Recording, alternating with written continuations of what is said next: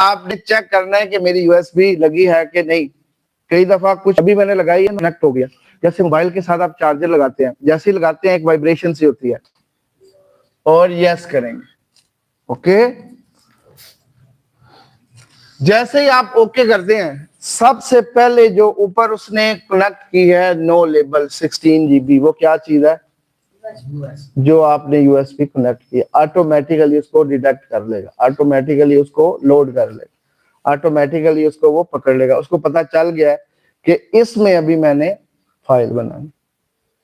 Bootable file होती क्या है, बूटेबल चीज बनती क्या है? मसलन लास्ट टाइम जैसे मैंने आपको बताया था, ये यूएसबी हम गाने वगैरह के लिए यूज करते हैं। इसी यूएसबी में हम आईएसओ फाइल भी रख के इस कंप्यूटर से उस कंप्यूटर में लेके जाते हैं।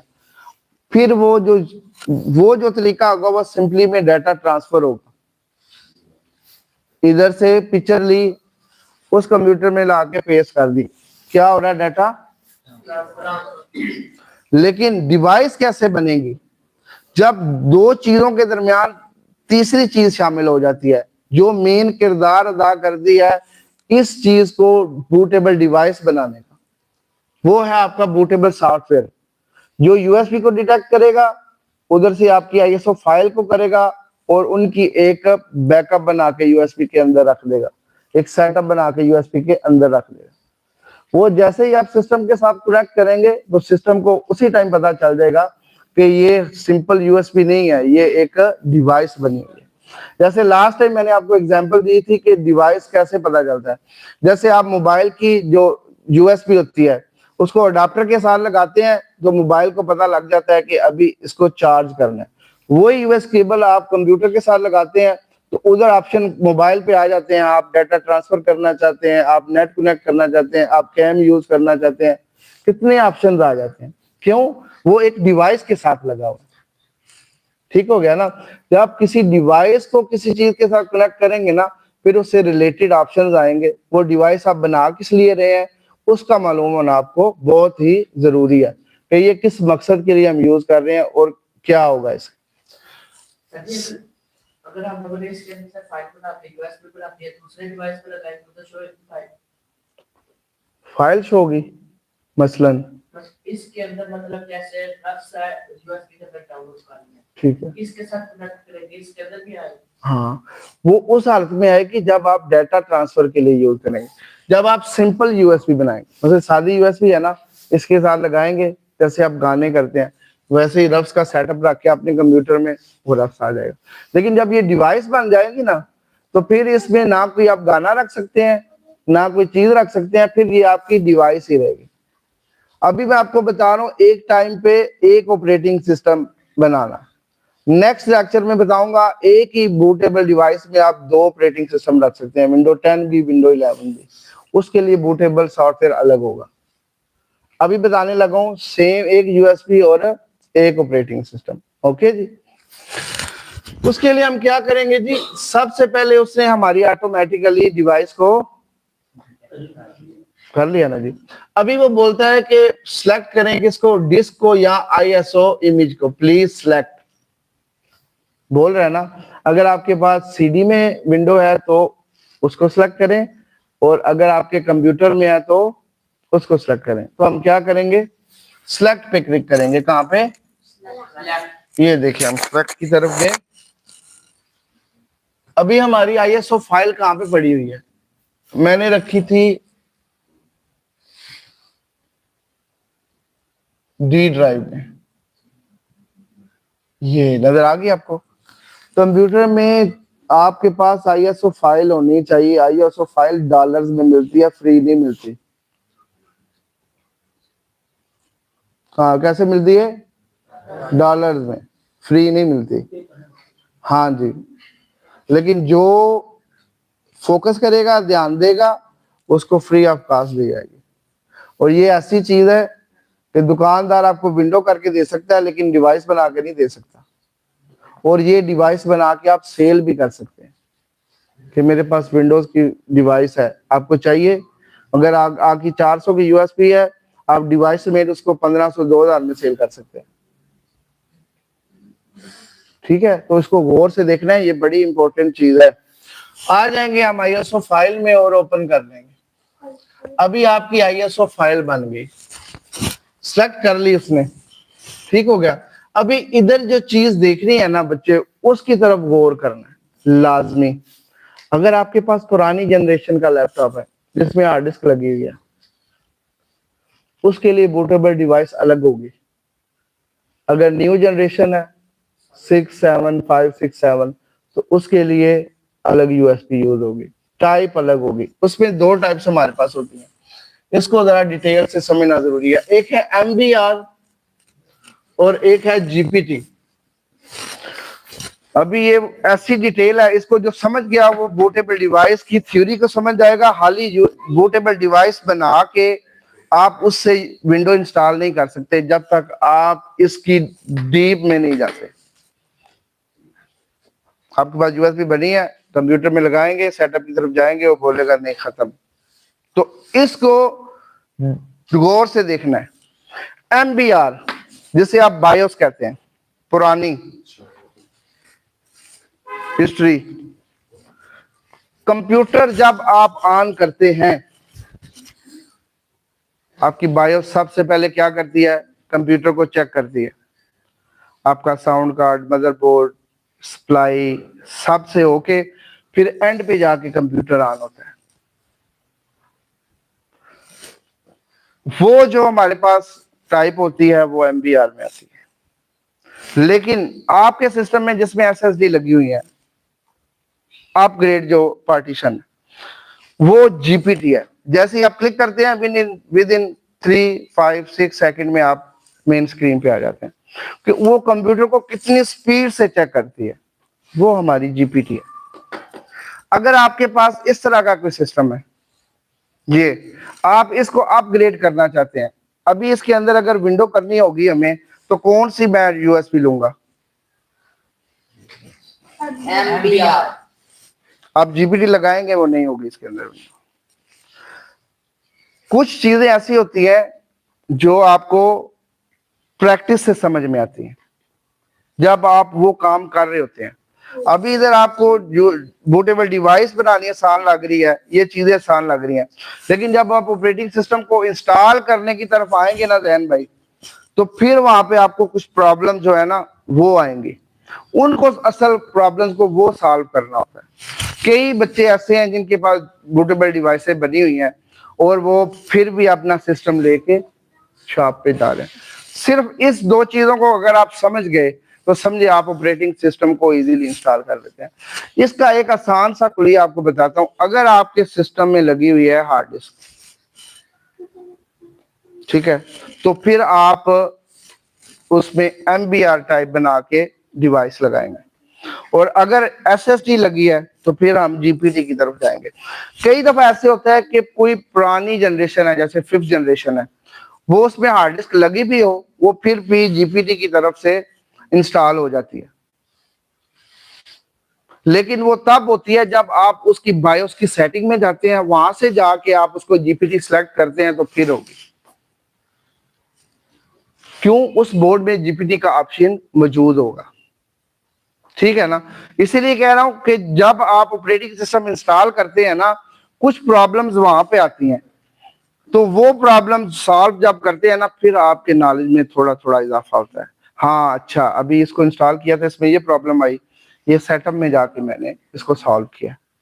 तो जो बायो सेटअप है उसको भी हम इंशाल्लाह इस अपने लेक्चर में शामिल करेंगे। वहां से जीपीटी को कैसे चेंज करते हैं, वहां पे बायोस को कैसे चेंज करते हैं।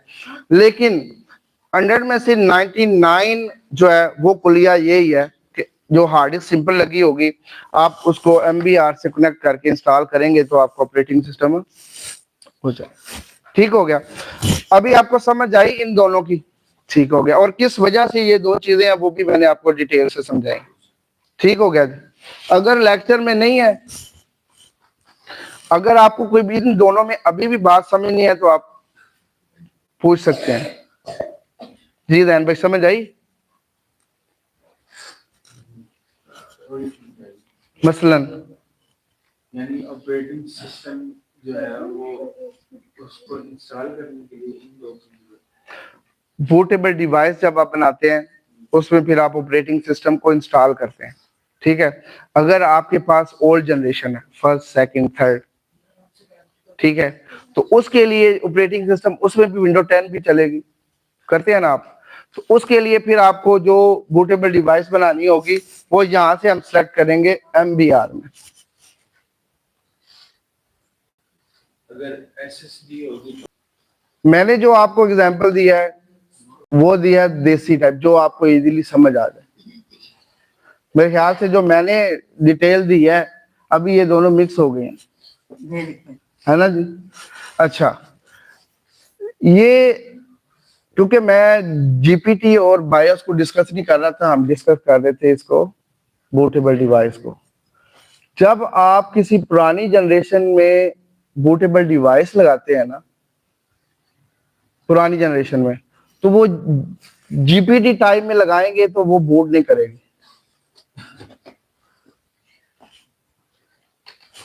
इसीलिए आप अपने पास दो तरह की यूएसबी रखेंगे, एक MBR में और एक, जैसे ही आप उसको कनेक्ट करेंगे तो आपके पास सामने एक ब्लैक स्क्रीन आ जाएगी, उसके ऊपर लिखा होगा कि आप अपनी जो यूएसबी है या कुछ ऐसा लिखा होगा कि वो जीपीटी में कन्वर्ट करें या MBR में करें, कुछ ऐसा स्क्रीन लिखा हुआ आएगा।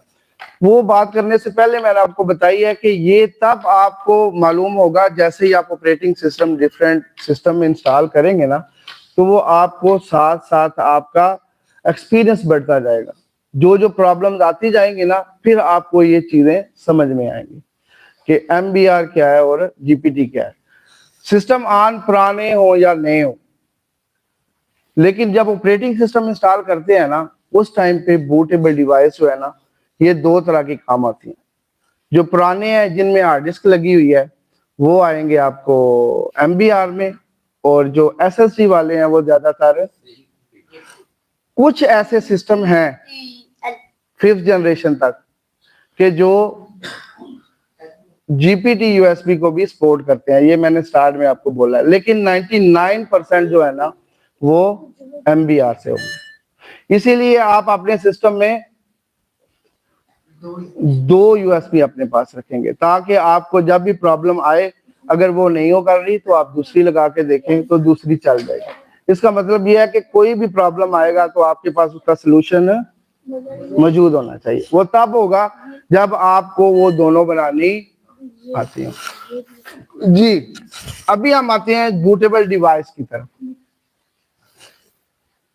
यहां से अभी ये देखें, अभी गौर कीजिएगा, जैसे ही मैं MBR सेलेक्ट किया ना, तो टारगेट सिस्टम कौन सा आ गया? बायोस UEFI, ठीक हो गया ना। लेकिन जैसे मैं जीपीटी को सिलेक्ट करता हूं, जैसे मैंने डिस्कस किया था कि MBR पुरानी बायोस में होता है, और जैसे ही हम जीपीटी को सिलेक्ट करते हैं तो वो उसकी जो आती है हमारे पास टाइप, वो कौन सी आती है? UEFI। दोनों में आ गई ना। कुछ पुरानी जनरेशन हैं जिसमें आप MBR वाली बूटेबल डिवाइस यूज कर सकते हैं, लेकिन 99% आपको जीपीटी जो है वो लेटेस्ट पार्टीशन में और पुरानी में वो यूज करेंगे। अभी हम बनाते हैं, क्योंकि हमारे पास सिस्टम सारे ही नई जनरेशन वाले हैं, बनाने का दोनों का तरीका आसान है। जो पुरानी बनाएंगे इधर से उसको MBR सेलेक्ट कर लेंगे, जो आपने नए सिस्टम के लिए बनानी है दूसरी, वो यहां से हम जीपीटी कर लेंगे। ओके हो गया जी। अभी हम आ जाते हैं, जस्ट इधर से यूएसबी लगाई, ISR5 को सेलेक्ट किया, बहुत ही आसान है। ये इतनी डिटेल में इसलिए गए हैं ताकि आपको इन दोनों का डिफरेंस पता लग जाए। ओके जी। अभी हम आ जाते हैं जीपीटी की तरफ। इधर से सिलेक्ट किया और जस्ट आपने इधर से स्टार्ट पे क्लिक किया, ओके किया, वन टाइम और आएगा,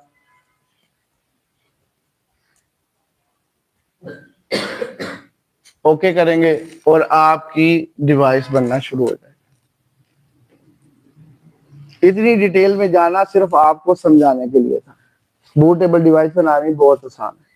यूएसबी लगाई, आईएसओ फाइल सेलेक्ट की, देखना है पुरानी जनरेशन या नहीं है, वहां से MBR या जीपीटी सिलेक्ट की और आके जस्ट क्लिक कर दिया स्टार्ट। अभी ये जो ग्रीन लाइन नीचे आ रही है आपकी, जैसे ये 100 पे कंप्लीट होगी तो हमारी बूटेबल डिवाइस कंप्लीट हो जाएगी। ठीक हो गया जी। अभी ऑपरेटिंग सिस्टम की तरफ हम जाएंगे कि वो इंस्टॉल कैसे करेंगे। ठीक हो गया जी। अभी ये जो जीपीटी या बायोस वाला ना, अभी उसकी तरफ हमने जाना है। जब भी किसी चीज को आप लोड करते हैं सिस्टम में तो उसकी प्रॉपरली एक की होती है। जैसे अगर बूटेबल डिवाइस सिस्टम में लगाएंगे ना, तो इसको लोड करने के लिए कंप्यूटर में हमें एक की दी है जिसको हम बोलते हैं बूटेबल की। हर कंपनी की अलग अलग होती है। जैसे डेल कंप्यूटर है उसकी F12 है, और HP का है उसकी F9 है। इस तरह करके डिफरेंट बूटेबल कीज है। ठीक है, कंपनी के हिसाब से। अगर आपको किसी और ऐसा पीसी है जिसकी बूटेबल की समझ नहीं आ रही, तो आप गूगल पे जाएं, उस कंपनी का नाम लिखें, जैसे तोशिबा कंपनी है, और आगे लिखें बूटेबल की, वहां पे आपको उसकी की मिल जाएगी। आप इसको डायरेक्टली सेटअप में जाके भी बूट कर सकते हैं, वहां से भी यूएसबी को लोड करवा सकते हैं। लेकिन इजी वे ऐसे है कि आप उधर से ही बूटेबल की प्रेस करके उसको लोड कर सकते हैं। ठीक हो गया, क्योंकि हमारा मकसद है कि आपको आसान जुबान में चीज समझ आए, बिल्कुल इजी हो। मुझे लगता है आज 7वां डे है, तो हमने जितनी भी क्लासेस की हैं वो बिल्कुल आसान जुबान में की हैं, और आप इसको काफी इंजॉय कर रहे हैं। ऐसे ही है ना। अगर थोड़ी सी भी कुछ चीज ऐसी होती जो समझ में ना आती, या कुछ ऐसी डिटेल लंबी में हम चले जाते, तो फिर मेरे हाथ से काफी बच्चे हमें मिस हो जाने। हमारा मकसद है कि सेम चीज तक पहुंचना और समझ के पहुंचना। ठीक है जी।